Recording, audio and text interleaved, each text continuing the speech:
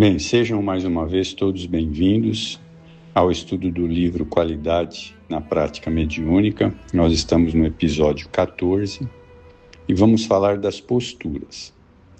Pergunta: é justo que o frequentador de reunião mediúnica permaneça o tempo inteiro desejando comunicações de espíritos que tenham ligação com ele? Resposta: causa-nos surpresa, muitas vezes, a qualidade das comunicações nas práticas espíritas.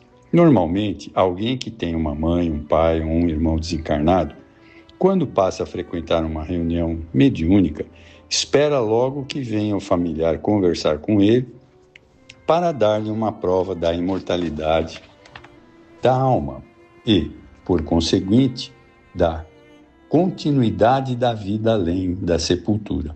Raramente isto acontece. As comunicações que ocorrem são geralmente de espíritos sofredores. Por que será? Porque uma razão muito lógica: a prática mediúnica não se destina a dar a fé a quem não a tem. A sua finalidade é de ordem terapêutica para o atendimento aos desencarnados que sofrem. Daí ser dividida em duas partes: a educação mediúnica, também conhecida como desenvolvimento, e a desobsessão, funcionando como terapia para os problemas psíquicos. Então, veja, a gente, claro, é natural esperar uma comunicação, mas a gente precisa saber que nem sempre o espírito lá está pronto para fazer a comunicação, precisa haver merecimento de ambos os lados, né, para que ocorra a comunicação. Outra pergunta: quando o doutrinador percebe no médium, durante a comunicação, alguns exageros de expressão, tendências ao descontrole, como deverá proceder? Então vamos lá. O doutrinador se desloca até próximo do médium e, caso o espírito esteja a impulsioná-lo a falar muito alto, dirá: não é necessário gritar.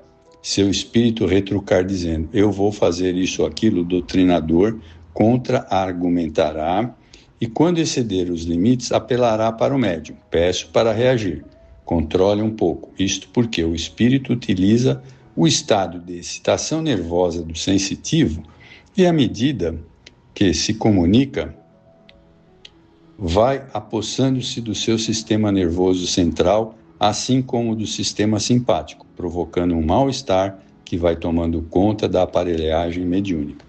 Não havendo os cuidados necessários, poderá acontecer exacerbação de comportamento, culminando na quebra de utensílios existentes no recinto. Apelando-se para o médium, produz um choque capaz de alertá-lo, levando-o ao se controlar e controlar melhor o comunicante, né? Isso o médium sempre vai adquirir com a prática, né? Quando o médium concentra-se mentalmente, há uma irradiação da aura. Com a aproximação do espírito, o psiquismo deste mistura-se com a aura do sensitivo. À medida que a concentração se firma, funciona como um ímã atraindo a limalha de ferro. Desta maneira, o espírito mais adere ao médium, porque não entra no seu corpo, imantando-se a sua energia psíquica, toma conta do sistema nervoso do sensitivo e provoca as reações automáticas, as contorções, as batidas de mesa e o desespero. Deve ser ressaltado que, durante a comunicação, o espírito encarnado estará sempre vigilante e não sai para que o outro entre, apenas se afasta um pouco, e nesse interstício do perispírito é que se dá a comunicação.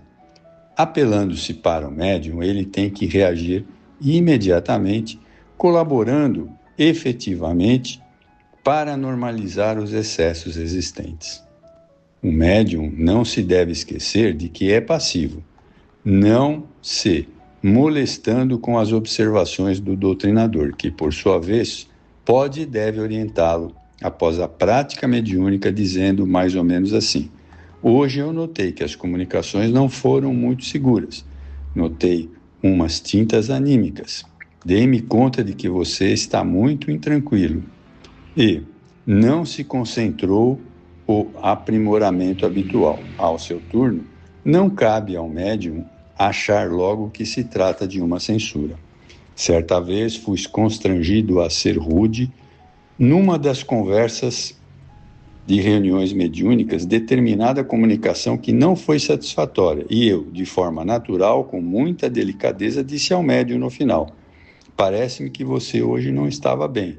Respondeu-me o sensitivo com um toque de grosseria: "Por acaso você está achando que eu estava mistificando?" Retruquei-lhe: "Estou." Não era a minha intenção dizer isso, mas na verdade foi uma mistificação, embora sem nenhuma intenção premeditada.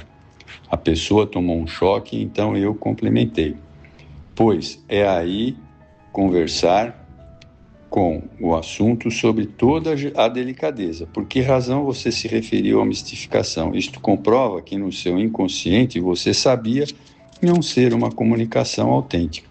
Nunca obrigue ninguém a ser rude com você. Na realidade, não era uma comunicação mediúnica, no sentido exato da palavra. Não existia má-fé, porque a pessoa não programara aquilo que fora dito." Quando o médium concentrado sentir o estímulo e ele próprio acelerar as ideias, isto não é uma comunicação, tampouco animismo, é uma mistificação do ego consciente, né? Por essa razão, é o que o doutrinador deve esperar um pouco para que o espírito se acople e introduza o médium a exteriorizar as suas sensações, né? Então, isso é muito importante também, né? O médium precisa ter disciplina mediúnica. Mas vamos a outra questão. Nos casos em que o doutrinador não conduz adequadamente o esclarecimento, criando embaraços para o médium, como esse deverá se comportar? Agora é o contrário. O papel do médium no processo de intercâmbio espiritual deve ser pura e simplesmente de traço de união com o mundo das causas. Se a espiritualidade e a entidade está emitindo uma onda de ideias de tal teor e o doutrinador está seguindo por uma estrada completamente diferente, o médium deve abster-se, quando possível, de fazer qualquer tipo de julgamento a respeito do êxito do andamento. A sua função é transmitir as sensações físicas e os pensamentos do espírito enfermo. Há muitos casos, numa prática mediúnica em nossa casa, uma entidade muito sofredora se comunicou por meu intermédio. Era o espírito de uma senhora que havia desencarnado na ocasião do parto. Quando ela começou a sentir as cólicas da dilatação da bacia para expulsar o feto, veio a desencarnação inesperadamente. Vejam só que coisa, né? Nesse instante em que o espírito incorporou, comecei a sentir uma grande indisposição no estômago, acompanhado de mal-estar, falta de ar e enjoo. Quando o doutrinador começou a falar, deu-me uma vontade de sair dali correndo, tal a maneira despropositada com que era feita a doutrinação. Em vez de utilizar os recursos do passe, da sugestão mental otimista para diminuir o estado do paroxismo em que se encontrava o espírito, ele resolveu apenas dizer palavras sem muita expressão socorrista. Encontrando-me ainda num semitranse, comecei a pensar: ai meu Deus, não vou aguentar. Finalmente a incorporação se consumou e eu perdi a consciência. Quando voltei ao normal, sentia dores físicas atrozes que perturbaram-me durante 3 dias. Posteriormente, contei a alguém que teve 12 filhos: fulana, estou com uma dor aqui nos rins e nos quadris, horrível. Ela retrucou: Divaldo, isto é dor do parto. Mais tarde, conversando com Ivone Pereira, fui por ela informado que quando ela estava psicografando Memórias de um Suicida, que é um livro fantástico, né? Era acoplada ao espírito que ia se comunicar com 2 dias de antecedência e passava mal. Depois da comunicação, passava 2 ou 3 dias com aquela carga fluídica negativa. Por isso, a mediunidade é um ministério sagrado de amor. A benfeitora Joana de Ângeles já me disse: um médium que se desencumbe bem nas suas tarefas realiza 2 reencarnações em uma só. Além do cidadão comum, com seus conflitos, dramas, tarefas, é também homem que vive no sentido genérico.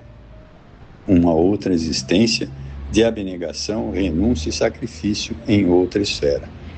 Vale a pena a pessoa dedicar-se integralmente à mediunidade com Jesus, porque as alegrias são imensas, realmente. Bom, então eu vou terminar por aqui para não cansar muito vocês, né? Mas eu espero que esse tipo de leitura, que é muito interessante, tenha sido útil a todos vocês. Muito obrigado.